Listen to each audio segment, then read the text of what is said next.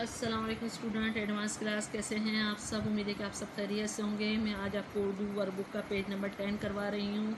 आपने मेरे सामने साथ पढ़िएगा और आपने इसको लिखना भी है। स्टार्ट करते हैं। अली मद्दा की साउंड क्या है? आ। अली मद्दा आम, अली मद्दा आग, अली मद्दा आलू। ठीक है, अब हम पढ़ते हैं। आज, आप, आटा, आदाब, आराम। आज, आप, आटा, आदाब, आराम।